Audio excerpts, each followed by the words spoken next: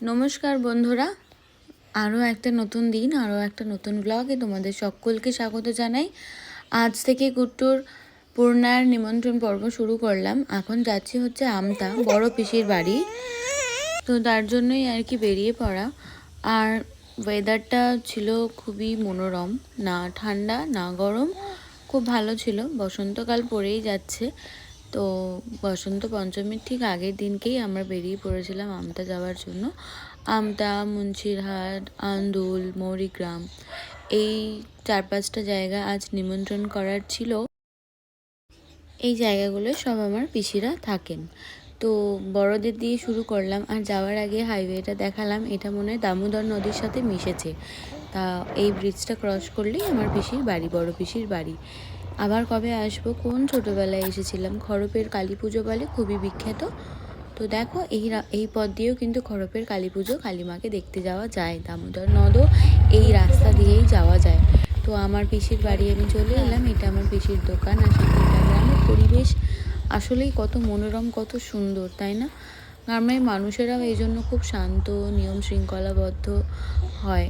তো পিসির বাড়িতে নিমন্ত্রণ সেরে আমরা বেরিয়ে পড়েছিলাম। আবার যেহেতু খুবই কম সময় ছিলাম, 10 মিনিটও বসিনি, কারণ পরপর যেতে হতো। আর আমরা সেইভাবে নিজেদের গার্ড নিইনি। দেখতেই পাচ্ছ যে মা ঠাকুর যাচ্ছেন। তো রাস্তায় যেতে যেতে আমরা এইসবই করেছি। তো যাওয়ার পথে আর কি এই সময় ওই সজনে ফুল হয় না, তো খেতে হয়। তো পুরো বিছিয়ে ছিল সজনে ফুল। আমরা কয়েকটা কালেক্টও করে নিলাম। গ্রামের দিকে এগুলোই মজা। আর মা সরস্বতীর চরণ প্রণাম জানিয়ে আরও আগামী দিন যেন শুভ হয়, এটাই আশীর্বাদ চেয়ে নিয়ে এগিয়ে চলছে। আর এখানে হচ্ছে বাড়ির ওনার বসে আছে, পরপর ইট থাকে থাকে সাজিয়ে আর মাথার উপর কাঠের বেড়া দিয়ে বসে আছেন যে এরপরে আমি প্লাস্টার করব।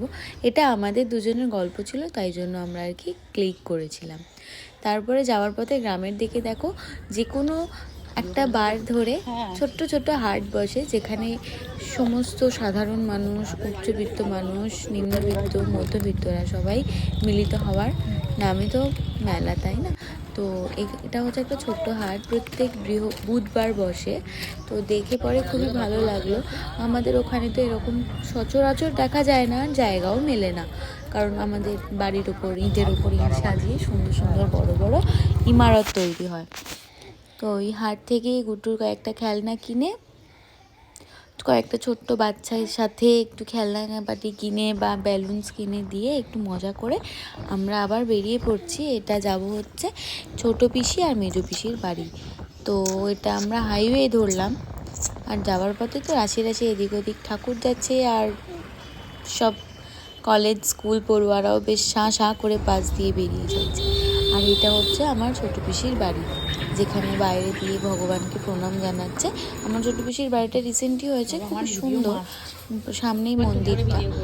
আর এই যে এটা হচ্ছে ছোটো পিসির ঘর, ওটা আমার বোন, এটা পিসি, আর এটা ঠাকুর মন্দির।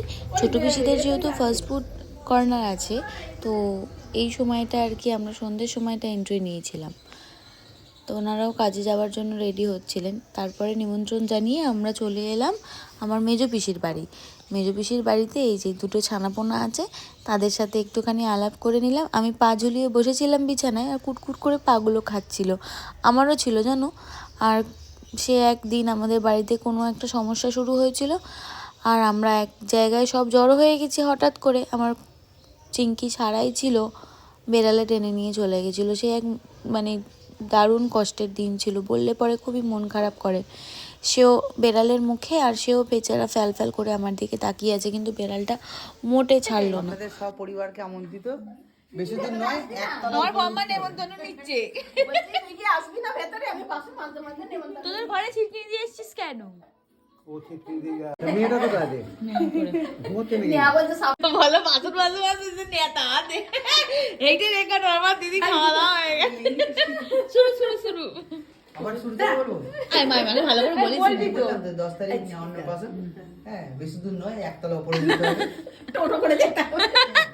নেমন্তন্নটা করো। বাংলা ভাষায় বলছি। 10 তারিখ আমার মেয়ের শুভ অন্নপ্রাশন। তোমাদের সব পরিবারকে একান্ত কাম্য সিঁড়ি দিয়ে উঠে ছাদে চলে যাবে, দুবেলা খাওয়া দাওয়া আয়োজন, ফটোশ্যুট, আনন্দ ফুর্তি। আর 10 তারিখ ফেব্রুয়ারি মাসে আমার কনিষ্ঠ মেয়ের অন্নপ্রাশন। আপনাকে হাত জোড় করে প্রণাম জানিয়ে বলছি যে আপনার আশা একান্ত কাম্য।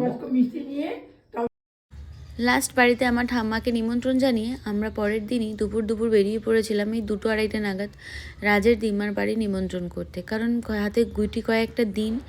আর এই অন্নপ্রাশনটা এতটা তাড়াতাড়ি বা এইভাবে কেন নিমন্ত্রণ করছি, আসলে গুট্টুর নিমন্ত্রণ করারই কাউকে কথা ছিল না, কারণ ওর যাওয়ার ছিল হচ্ছে পুরী বা পঞ্চলিঙ্গেশ্বর, যেখানে গিয়ে ভগবানের কাছে গিয়ে ওর মুখে প্রসাদ দেওয়ার কথা ছিল, যেটা আমার আর ওর পাপার ইচ্ছে ছিল। কিন্তু আমার পাপার আবার ইচ্ছে যে ও প্রত্যেকটা মানুষের কাছ থেকে, বড় গুণীজনদের কাছ থেকে আশীর্বাদ নিয়ে মুখে প্রসাদটা নিয়ে ওর মামা খাইয়ে দেবে। তো সেই রকমই কথা আর সেই রকমই কাজ। তো জলদি সবাইকে নিমন্ত্রণ জানিয়ে আমরা কাজ আর কি শুরু করব। তো নিমন্ত্রণ পর্বগুলো কিভাবে সারলাম সেটাই ভিডিও করে রাখি, কারণ ও তো দেখতে পাচ্ছে না, ও বড় হলে দেখবে। তো উত্তরপাড়ায় আর কি ওর মামার বাড়ি, তো উত্তরপাড়ায় আমরা মানে পৌঁছে এলাম। এসেই আমরা উত্তরপাড়ায় নিমন্ত্রণ জানিয়ে আমরা বেরিয়ে পড়েছিলাম আবার বাড়ি আসার উদ্দেশ্যে, কারণ আমাদের অনেক কাজ ছিল হাতে, কয়েকটা তত্ত্ব সাজানোরও ছিল। আর এই যে এখানে দুজন কবুতরির সাথে দেখা হলো আর কি। তো আমরা সমস্ত কিছু আয়োজন করে কিনে নিয়ে বাড়ির দিকে রওনা হচ্ছি। ভিডিও ভালো লাগলে অবশ্যই লাইক সাবস্ক্রাইব করো। আজকের মতো আসি, টাটা।